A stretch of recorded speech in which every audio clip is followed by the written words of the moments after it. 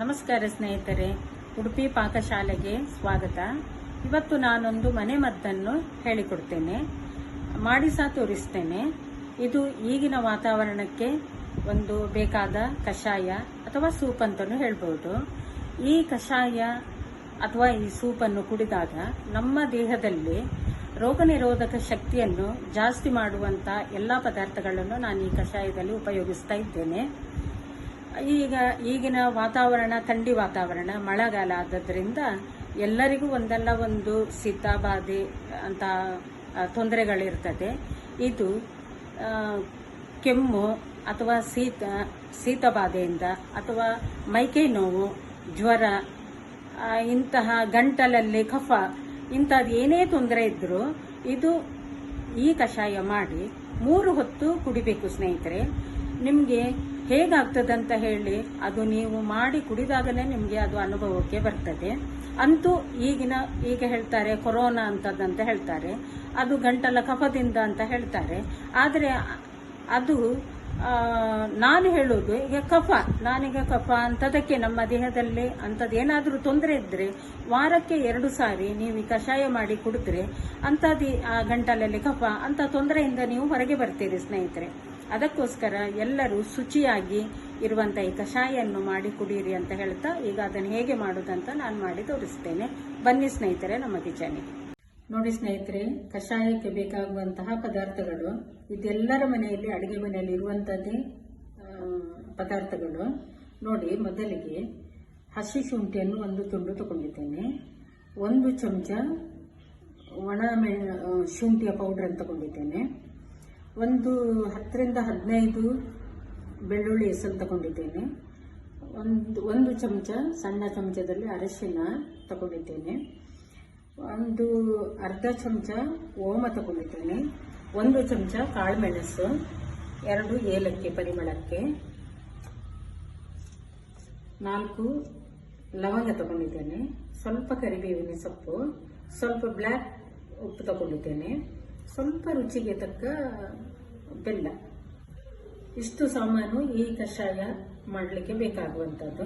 ಎಲ್ಲರ ಅಡಿಗೆ ಮನೆಯಲ್ಲಿರುವಂತಹ ಈ ಪದಾರ್ಥವನ್ನು ಉಪಯೋಗ ಮಾಡಿಕೊಂಡು ಒಂದು ಕಷಾಯ ಮಾಡಿ ಕುಡಿದ್ರೆ ನಮ್ಮ ಆರೋಗ್ಯದಾಯಕವಾದ ಈ ಕಷಾಯ ತಯಾರಾಗ್ತದೆ ಸ್ನೇಹಿತರೆ.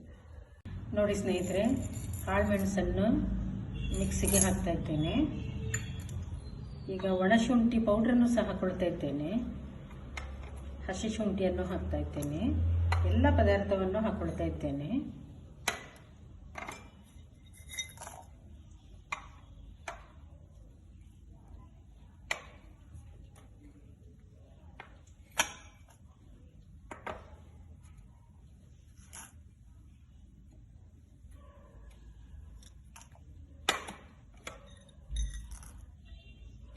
ನೋಡಿ ಸ್ನೇಹಿತರೆ, ಇದನ್ನು 2 ಸುತ್ತು ಮಿಕ್ಸಿಯಲ್ಲಿ ರನ್ ಮಾಡಿಕೊಂಡ್ರೆ ಸಾಕು, ಜಾಸ್ತಿ ನುಣ್ಣಗಾಗಬಾರ್ದು.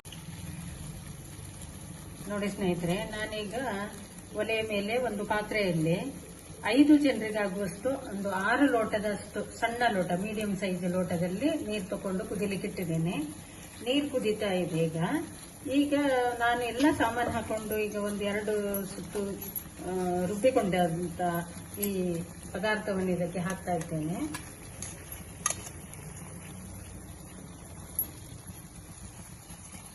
ಇದು ಸರಿಯಾಗಿ ಕುದಿಬೇಕು. ಈಗ ನಾನು 6 ಲೋಟ ನೀರು ತಗೊಂಡ್ರೆ 2.5 ಲೋಟ 3 ಲೋಟ ಆಗುವಷ್ಟು ಕುದಿಬೇಕು. ನಾವು 5 ಮಂದಿ ಇದ್ದೇವೆ, 5 ಮಂದಿ ತಗೊಳ್ತೇವೆ. ಅರ್ಧಕ್ಕರ್ಧ ಕುಡಿಬೇಕು. ಯಾವಾಗಲೂ ಆಯುರ್ವೇದಿಕದಲ್ಲಿ ಈ ತರ ಕುದಿಸುವಂತಹ ಯಾವುದೇ ನೀವು ಪಾನೀಯ ಮಾಡಿ ಅರ್ಧಕ್ಕರ್ಧ ಕುದಿಲೇಬೇಕಾಗ್ತದೆ. ನಿಮ್ಮ ಮನೆಯಲ್ಲಿ ಎಷ್ಟು ಜನ ಇದ್ದಾರಂತ ಹೇಳಿ ಅಷ್ಟು ನೀರಿಟ್ಟು ಅದನ್ನು ಅರ್ಧ ಮಟ್ಟದ ತನಕ ಕುದಿಸಿ ಕಷಾಯನ್ನು ತಯಾರು ಮಾಡಿಕೊಳ್ಳಿ. ಈಗ ಇದು ಸರಿಯಾಗಿ ಕುದಿಬೇಕು. ಆ ಬೆಳ್ಳುಳ್ಳಿಯಲ್ಲಿರುವಂತಹದ್ದು, ಒಣಶುಂಠಿಯಲ್ಲಿರುವಂತಹದ್ದು, ಎಲ್ಲ ಕಾಳುಮೆಣಸಲ್ಲಿರುವಂತದ್ದು ಎಲ್ಲವೂ ಆ ಕುದಿತಾ ಅದರಲ್ಲಿ ಎಲ್ಲ ಅಂಶವನ್ನು ಬಿಡ್ತದೆ. ಅದರಿಂದ ಇದು ಸರಿಯಾಗಿ ಕುದಿಲಿ. ಈಗ ನಾನು ಸರಿಯಾಗಿ ಕುದಿಸ್ತೇನೆ.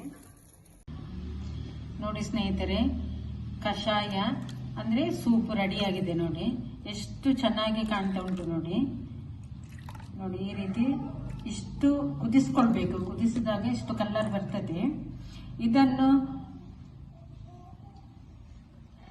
ನೋಡಿ, ಇದರಲ್ಲೇ ಕಾಳುಮೆಣಸು, ಒಣಶುಂಠಿ, ಏಲಕ್ಕಿ ಇಂಥದ್ದೆಲ್ಲ ಇರುವುದರಿಂದ ತುಂಬ ಪರಿಮಳಯುಕ್ತವಾದ ಈ ಕಷಾಯ ಇದು. ಮತ್ತೆ ಇದು ನಮ್ಮ ದೇಹದಲ್ಲಿ ರೋಗ ನಿರೋಧಕ ಶಕ್ತಿಯನ್ನು ಸಹ ಜಾಸ್ತಿ ಮಾಡ್ತದೆ. ವಾರಕ್ಕೆ 1 ಸಾರಿ 2 ಸಾರಿ ಆದರೂ ನೀವು ಮಾಡಿ ಕುಡಿಲೇಬೇಕಾದಂತ ಈ ಕಷಾಯ. ಮತ್ತೆ ಇದನ್ನು ಚಿಕ್ಕ ಮಕ್ಕಳಿಗೆ ಸಹ ಕೊಡಬಹುದು, ಪ್ರಮಾಣ ನೋಡಿಕೊಂಡು ಕುಡೀರಿ. ವಯಸ್ಸಾದವರಿಗೂ ಕುಡಿಬಹುದು, ಎಲ್ಲ ವರ್ಗದ ಎಲ್ಲ ವಯಸ್ಸಿನವರು ಕುಡಿಯುವಂಥದ್ದು. ಯಾಕಂದ್ರೆ ಇದೇನು ಬೇರೆ ಯಾವುದೇ ಒಂದು ದುಷ್ಪರಿಣಾಮ ಬೀರುವಂತಹ ಯಾವುದೇ ಒಂದು ಪದಾರ್ಥಗಳು ಇದರಲ್ಲಿ ಬಿದ್ದಿಲ್ಲ. ಅದರಿಂದ ಸಾಮಾನ್ಯವಾಗಿ ಎಲ್ಲರೂ ಕುಡಿಬಹುದು. ಮತ್ತೆ ಈ ಮಳೆಗಾಲದ ಈ ಬಿಸಿ ಬಿಸಿ ಕಷಾಯವನ್ನು ನೀವೆಲ್ಲರೂ ಮನೆಯಲ್ಲಿ ಮಾಡಿಕೊಂಡು ಕುಡಿಯಿರಿ ಅಂತ ಹೇಳ್ತಾ, ನನ್ನ ಮುಂದಿನ ವಿಡಿಯೋದಲ್ಲಿ ಸಹ ನನ್ನ ಇಂಥ ಮನೆಮದ್ದು ಹೊಸ ಹೊಸ ಅಡಿಗೆಯನ್ನು ನಾನು ವಿಡಿಯೋ ಮಾಡಿ ಹಾಕ್ತೇನೆ. ಅದನ್ನು ನೋಡಬೇಕಾದ್ರೆ ನಮ್ಮ ಚಾನಲನ್ನು ಸಬ್ಸ್ಕ್ರೈಬ್ ಮಾಡಿ, ಲೈಕ್ ಮಾಡಿ, ಶೇರ್ ಮಾಡಿ. ಧನ್ಯವಾದಗಳು ಸ್ನೇಹಿತರೆ.